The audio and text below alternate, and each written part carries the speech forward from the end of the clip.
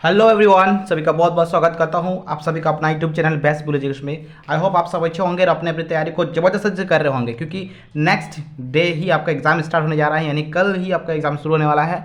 आज का वीडियो में हम लोग वहाँ मैराथन करने वाला है। ये मैराथन क्लास है। मैराथन क्लास यानी कि यहाँ पे हम लोग साइंस का बहुत सारा ऑब्जेक्टिव क्वेश्चन करने वाले हैं, जो कि आपका प्रीवियस ईयर मॉडल सेट यानी कि 2021, 20, 19 यानी प्रीवियस ईयर्स में जो आपके मॉडल पेपर में क्वेश्चन बनाए गए थे, उन क्वेश्चंस को हम लोग इस वीडियो में करने वाले हैं। काफ़ी ही इंपॉर्टेंट वीडियो है ये। वीडियो के अंत तक आप जरूर बने रहिए, क्योंकि इस वीडियो में आपको प्रीवियस ईयर के यानी प्रीवियस मॉडल पेपर के सभी क्वेश्चन आपको मिलेंगे और वो क्वेश्चन आपके रिपीट हो सकते हैं। जेक बोर्ड का जो एग्जाम होता है ना, मैट्रिक बोर्ड या फिर 9th बोर्ड या 8th बोर्ड, इसमें ज़्यादातर क्वेश्चन हमारे रिपीटिंग क्वेश्चन पूछा जाता है। तो हो सकता है ये क्वेश्चन आपके लिए काफ़ी ज़्यादा इंपॉर्टेंट हो और ये क्वेश्चन आपके एग्जाम में पूछा जाए। तो मेरे साथ वीडियो का अंत जरूर बने रहे और चैनल पर नए तो फटाफट चैनल को आप सब्सक्राइब कर लीजिएगा, ठीक है। चलिए हम लोग सेशन स्टार्ट करते हैं और बाकी बातें हम लोग बाद में डिस्कस करेंगे। सबसे पहले हम लोग देख सकते हैं आप यहाँ पे कि ये 2021 का मॉडल पेपर है। 2021 का मॉडल पेपर है और ये सेट 2 है। सेट 1 मैंने अपलोड कर दिया है, अगर आपने नहीं देखा है तो वीडियो के डिस्क्रिप्शन जाके आप उसे देख सकते हैं। ये हमारा सेट 2 है। चलिए हम लोग सेट 2 को देखते हैं क्या क्या सवाल सेट 2 में पूछा गया था। सबसे पहला सवाल आपको स्क्रीन पर दिख रही है। पहला सवाल है, शुरुआत पहला सवाल हमारा 61 से हुआ है, तो 61 से ही हम लोग स्टार्ट करते हैं। क्या लिखा है पहला सवाल में, निम्न में से कौन सी धातु द्रव अवस्था में पाई जाती है। आप सभी ने पढ़ा होगा कि पारा ही एक ऐसा धातु है जो द्रव अवस्था में पाया जाता है। तो यहाँ पे हमारा आंसर क्या होगा, पारा होगा। तो 4 नंबर हमारा यहाँ पे आंसर होगा, ठीक है। चलिए आते हैं 62 पे। 62 का सवाल है, विद्यालय में बजने वाली घंटी किस धातु की बनी होती है। विद्यालय में बजने वाली घंटी हमारा या तो लोहा का होता है या फिर पीतल का होता है। तो यहाँ पे हमारे पीतल का ऑप्शन नहीं दिया गया है, लोहा का ऑप्शन दिया गया है, तो लोहा होगा इसका आंसर हमारा, ठीक है। ऑप्शन 3 इसका आंसर होगा लोहा। देखिए वो विद्यालय में बजाने वाली घंटी जो है ना, वो टीना का नहीं बनता है, तांबा यानी कॉपर का नहीं बनता है, जस्ता यानी जिंक इसका भी नहीं बनता है। बनता किसका है, या तो लोहा का होता है या फिर पीतल का होता है, ठीक है। तो हमारा राइट आंसर यहाँ पे लोहा होगा। चलिए नेक्स्ट आते हैं क्वेश्चन नंबर 63। 63 का सवाल आप पढ़ सकते हैं यहाँ पे, सूक्ष्म जीव को देखने के लिए किस यंत्र का प्रयोग किया जाता है।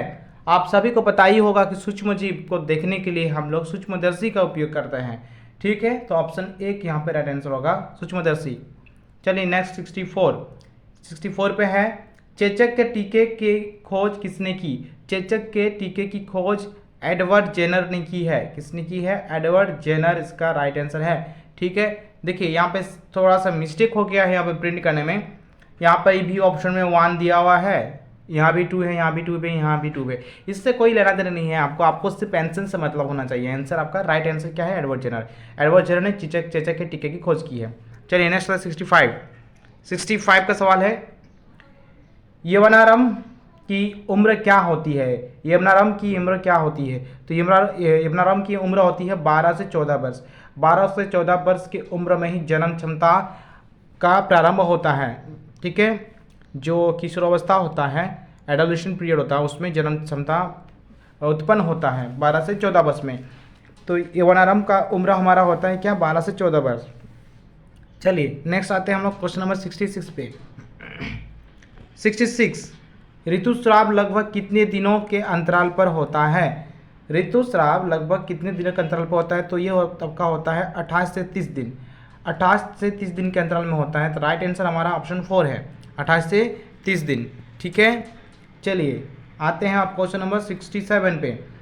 गति की दिशा में परिवर्तन का कारण क्या होता है। कोई वस्तु अपने गति का दिशा परिवर्तन करता है, किस चीज़ की वजह से करता है। क्या वो बल के वजह से करता है, दाब के वजह से, क्षेत्रफल की वजह से, या फिर दिशा के बदल से। तो कोई भी वस्तु अपने गति में परिवर्तन, गति की दिशा में परिवर्तन बल के वजह से करते हैं। इससे प्रीवियस वीडियो में हमने बताया था, बल का मैंने एक चैप्टर बताया था, बल और दाब का। उसमें मैंने बताया कि बल का प्रभाव से किसी वस्तु का गति की दिशा परिवर्तन होता है, ठीक है, आकार परिवर्तन होता है, ठीक है, और क्या होता है, उसकी स्थिति परिवर्तन होती है। तो हमारा राइट आंसर यहाँ पे बल होगा। गति की दिशा में परिवर्तन बल के कारण होता है। चलिए 68 पे आते हैं, घर्षण बल कब उत्पन्न होता है। तो घर्षण बल तब कब उत्पन्न होता है, जब दो वस्तु के सतह संपर्क में होते हैं, यानी दो वस्तु आपस में फिजिकल कांटेक्ट में हो रहे, तभी घर्षण बल हमारा उत्पन्न होता है। जब दो वस्तुओं के सतह संपर्क में रहे, जैसे अगर हम अर्थ पे वॉक कर पाते हैं या फिर पृथ्वी पे हम चल पाते हैं, तो पृथ्वी पे हम क्या करते हैं, हमारा पैर और पृथ्वी का एक फिजिकल कॉन्टैक्ट संपर्क बनता है, हमारे सतह का संपर्क बनता है, तभी हम घर्षण करके चल पाते हैं। ठीक है, तो घर्षण के लिए दो वस्तुओं के सतह का संपर्क होना अनिवार्य है।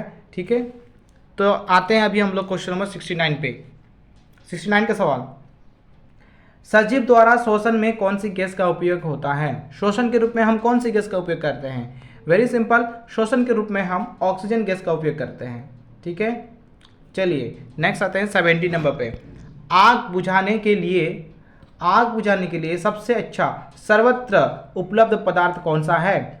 सबसे अच्छा सर्वत्र उपलब्ध पदार्थ, क्वेश्चन को समझिए। सर्वत्र का मतलब हुआ जो आपके पास एनी टाइम अवेलेबल रहे, आप किसी भी टाइम उसे पा सकते हैं, आपके पास वो हो सकता है। तो उसका आंसर क्या हो सकता है? आप ऑप्शंस पढ़ लीजिए। देखिए यहाँ पे हैं जल, हवा, वायु, मिट्टी। सिर्फ हवा से तो हम आग नहीं बुझा सकते, हवा से आग हमारा तेज होता है।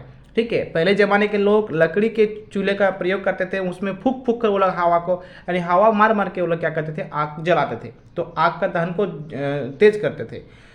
तो यानी कि हवा से हम आग नहीं बुझा सकते हैं।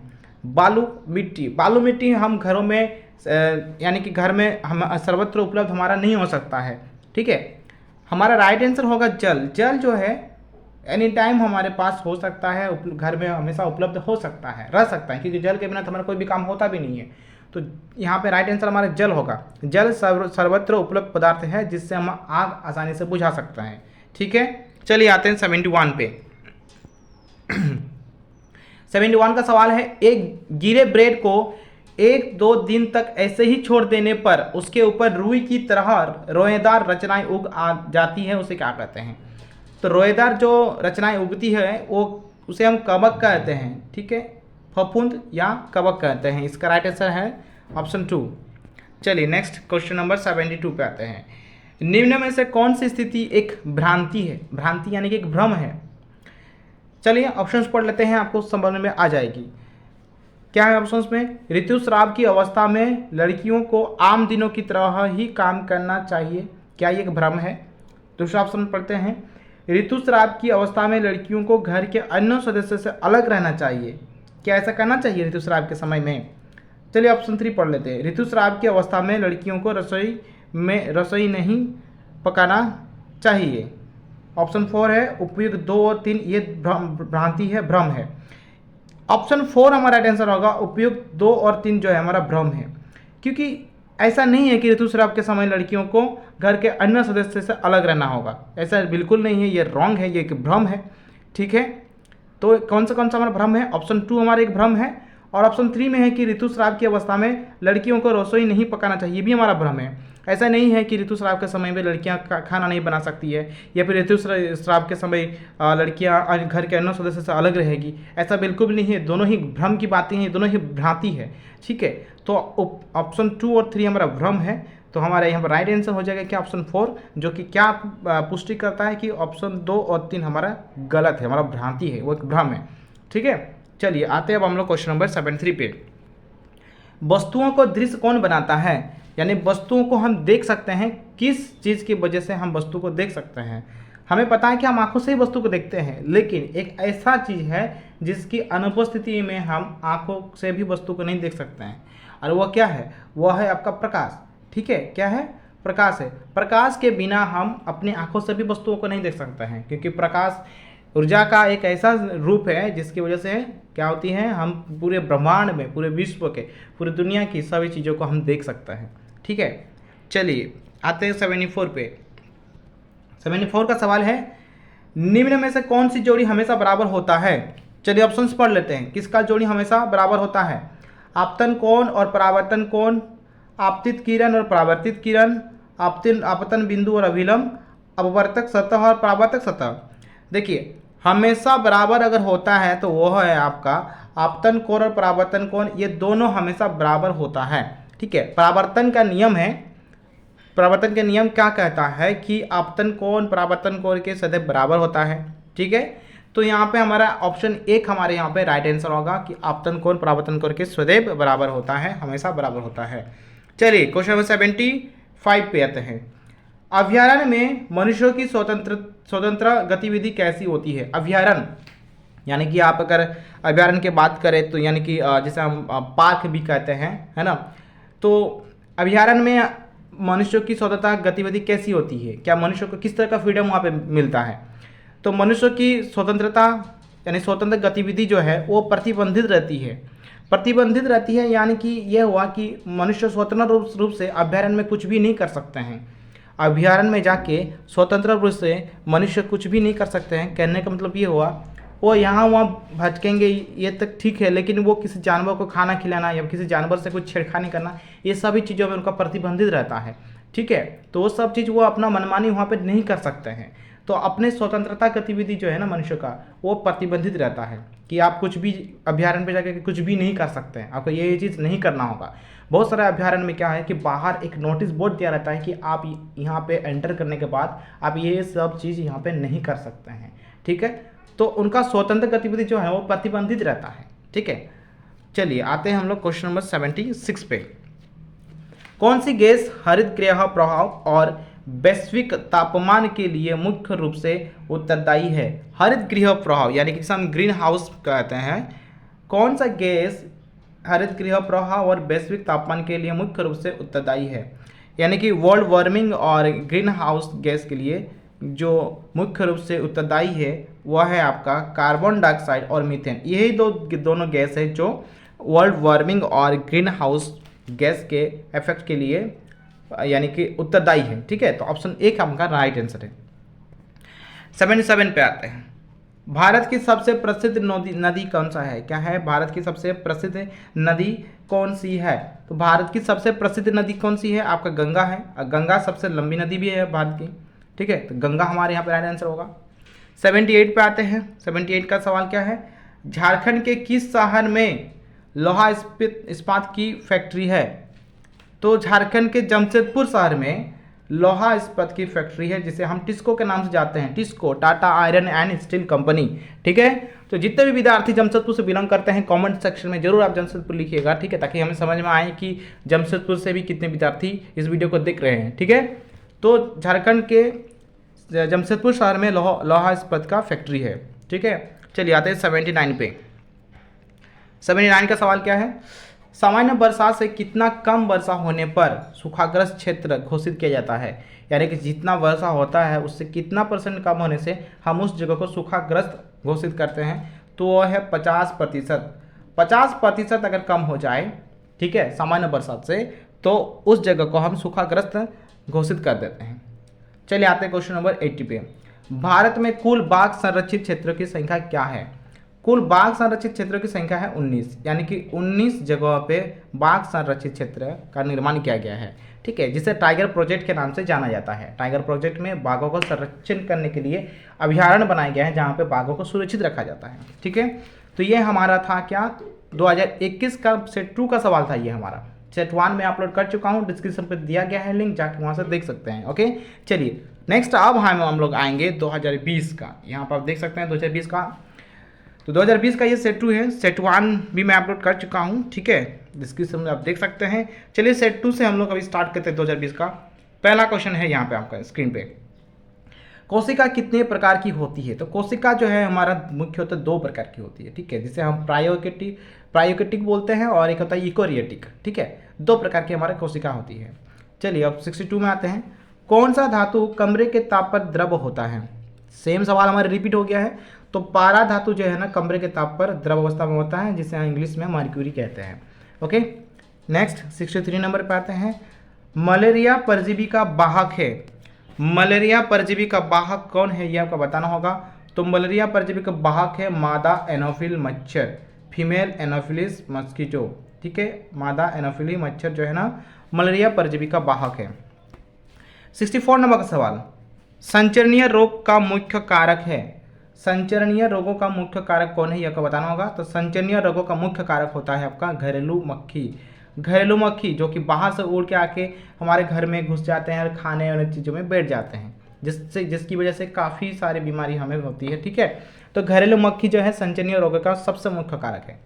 नेक्स्ट आते हैं क्वेश्चन नंबर 65। कौन विद्युत का चालक नहीं है? विद्युत का चालक तांबा कौन विद्युत का चालक नहीं है? ऑप्शन देख लेते हैं, तांबा, लोहा, प्लास्टिक, ग्रेफाइट।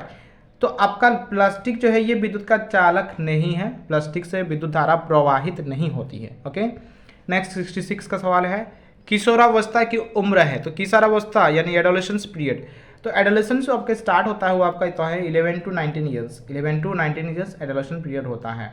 ओके, ये आपका ऑप्शन 3 यहाँ पर राइट आंसर है। Next question number 67, question number 67 है, बल का अंतर्राष्ट्रीय एसआई मात्रक क्या है? अंतर्राष्ट्रीय यानी कि वो द इंटरनेशनल सिस्टम यानी कि एसआई यूनिट ऑफ फोर्स क्या है? एसआई यूनिट ऑफ फोर्स वो आपका न्यूटन होता है। क्या होता है? न्यूटन। तो राइट आंसर है आपका ऑप्शन 1 न्यूटन। चलिए नेक्स्ट आते हैं क्वेश्चन नंबर 68 पे, निम्न में कौन सी गैस दहन में उपयोगी होती है? कौन सा गैस है दो दहन के लिए उपयोगी है? Which one of the flowing gases are used in combustion? ठीक है, इंग्लिश में भी लिखा हुआ है। चलिए, तो ये हमारा राइट आंसर होगा ऑक्सीजन। ऑक्सीजन के बिना दहन पॉसिबल नहीं है, ऑक्सीजन के बिना कोई भी जो वस्तु जल नहीं सकती है। ऑक्सीजन मतलब वायु, है ना? तो ऑक्सीजन के बिना दहन पॉसिबल नहीं है, तो दहन के लिए जो है ना ऑक्सीजन गैस उपयोगी होती है। चलिए नेक्स्ट आते हैं क्वेश्चन नंबर 69 पे, आंतरिक निषेचन होता है। ये सवाल आप लोग पहले भी पढ़ चुके होंगे, देख चुके होंगे, और भी जो वीडियोस मैंने अपलोड किया था उसमें मिला होगा आपको। तो आंतरिक निषेचन कहाँ होता है? तो आंतरिक निषेचन हमारा हमेशा मादा शरीर के अंदर होता है, मादा शरीर में, इन फीमेल बॉडी। ठीक है, और अगर बाह्य निषेचन कहें तो वो बाहर में होगा।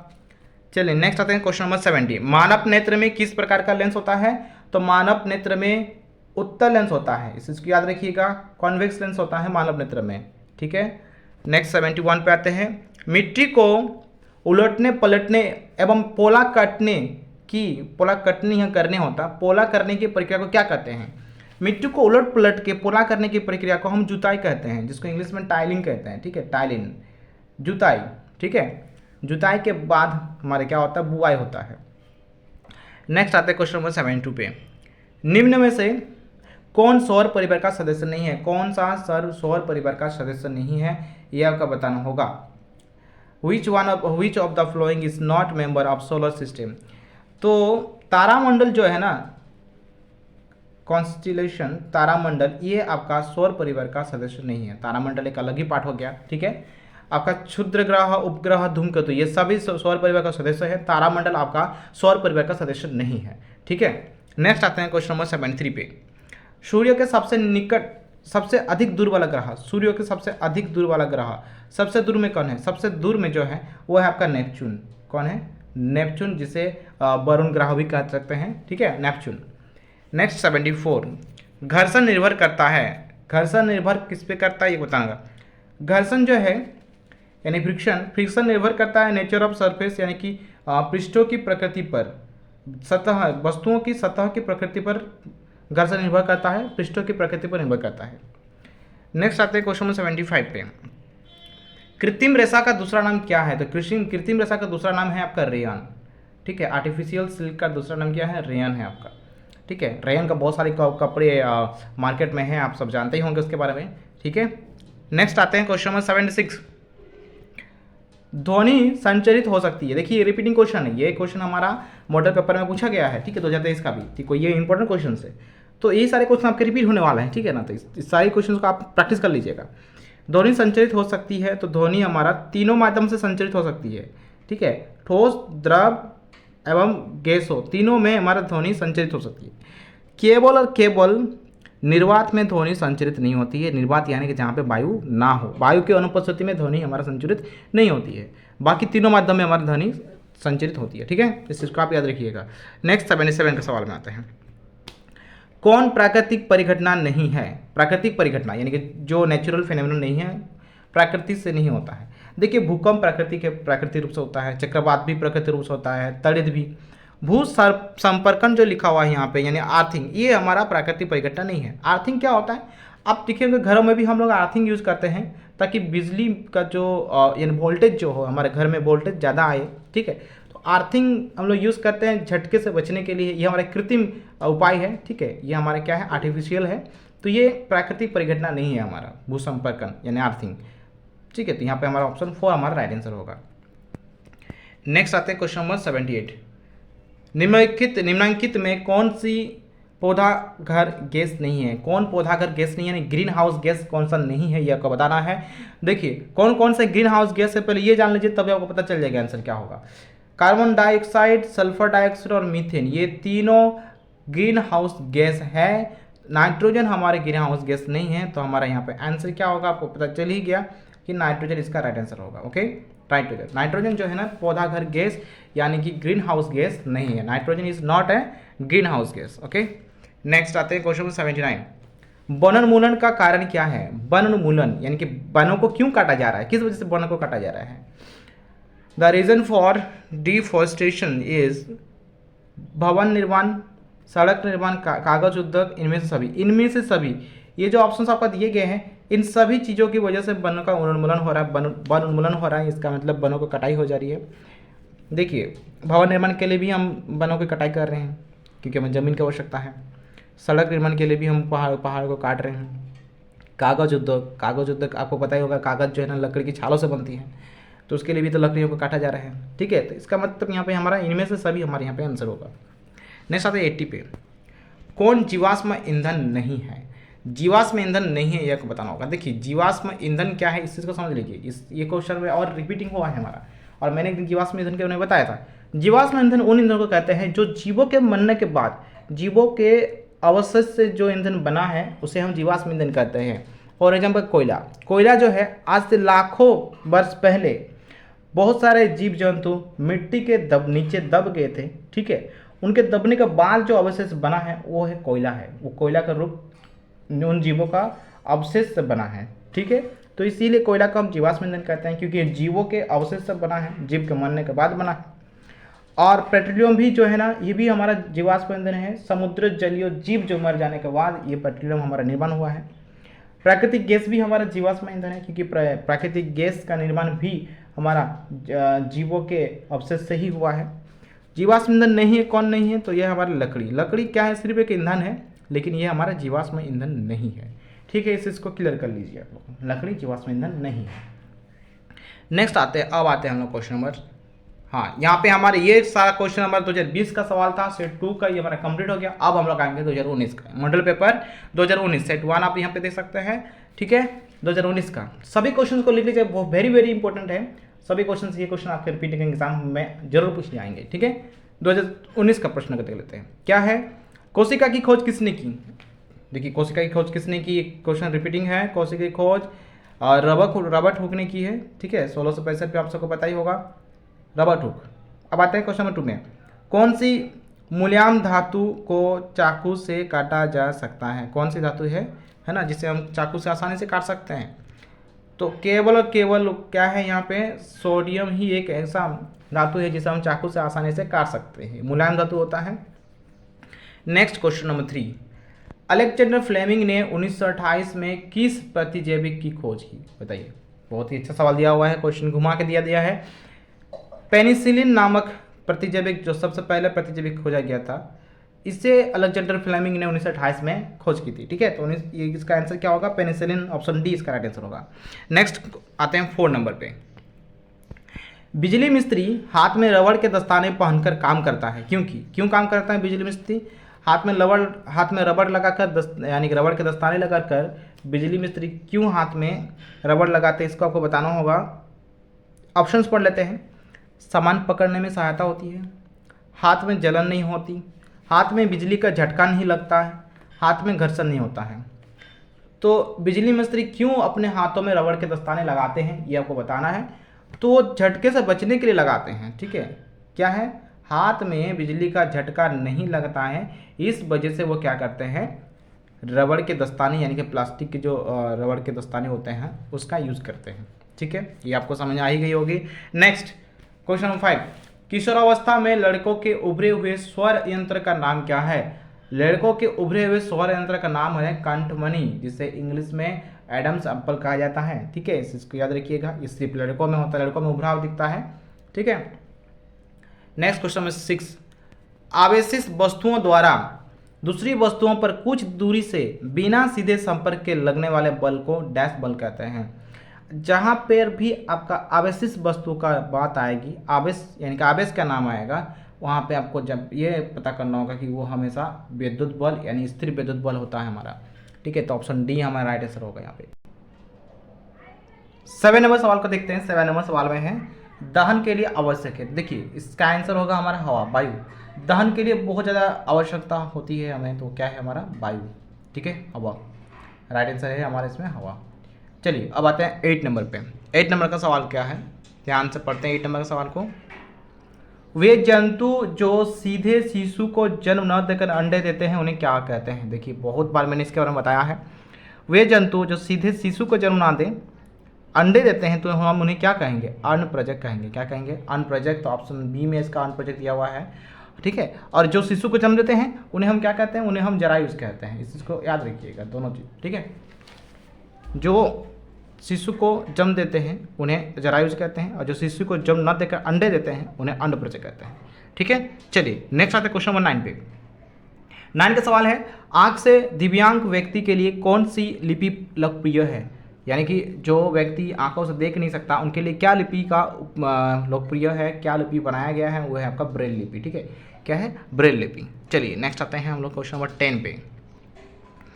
10 का सवाल है जब एक ही किस्म के पौधे किसी स्थान पर बड़े पैमाने पर नियमित रूप से उगाए जाते हैं तो उसे क्या कहते हैं। तो उसे हम फसल के नाम से जानते हैं। क्या कहते हैं उसे, फसल। जैसे धान का फसल हो गया, गेहूं का फसल हो गया, यानी कि एक ही किस्म के पौधे बड़े क्षेत्र में बड़े पैमाने पर उगाया जाता है। ठीक है, नेक्स्ट आते हैं 11 नंबर। कौन निम्न में से कौन प्राकृतिक उपग्रह है।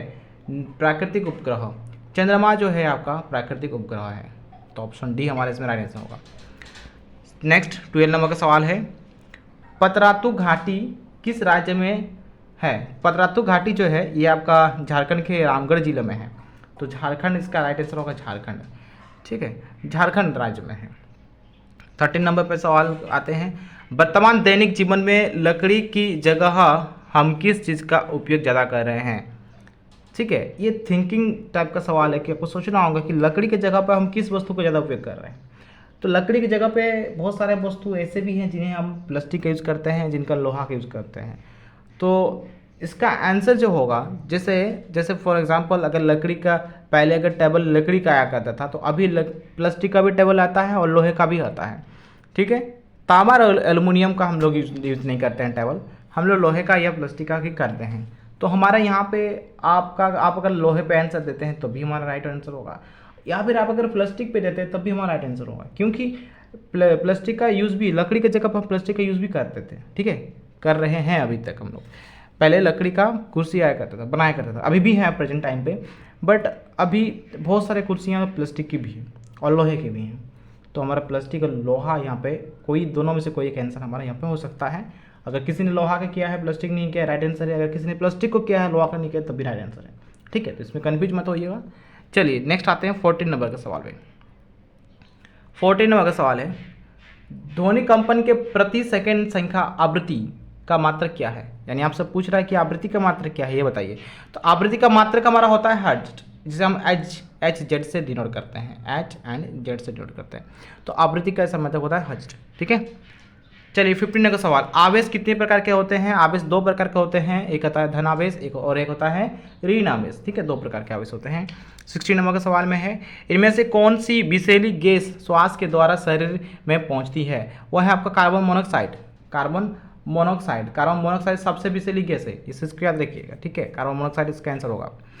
बिरसा मुंडा जैविक उद्यान झारखंड के किस जिले में अवस्थित है। बिरसा मुंडा जैविक उद्यान, तो बिरसा मुंडा जैविक उद्यान जो है यानी ये हमारा झारखंड के रांची जिले में उपस्थित है।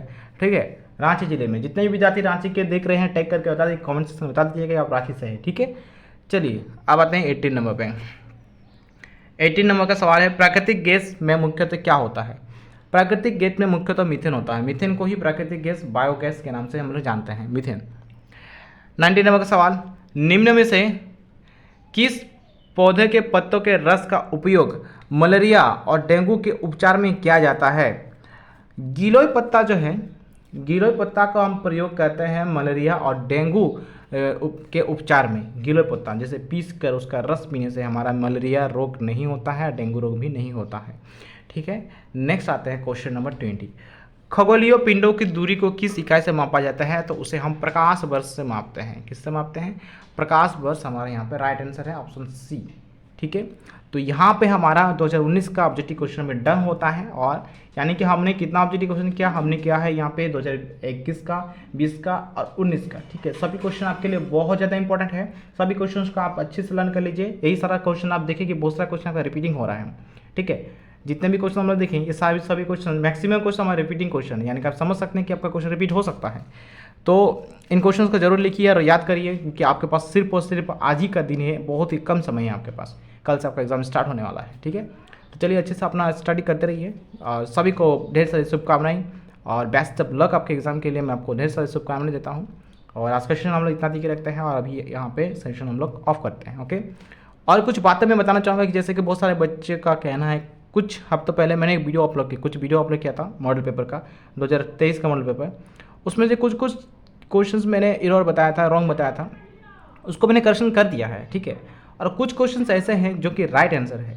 बहुत सारे बच्चों का कहना है सर ये भी आपका गलत है, लेकिन आप लोग अगर वर्मा का बुक लेके पढ़ रहे हैं तो मैं वर्मा का बुक से यही कहूँगा कि वर्मा का बुक में जो आंसर्स है उन आंसर्स को आप लोग ना थोड़ा क्लैरिफाई कर लीजिए। आप बुक से देखिए, कहीं सर्च करके देखिए, क्योंकि वर्मा का बुक में जो आंसर दिया हुआ है मैक्सिमम आंसर्स उसका रॉन्ग है।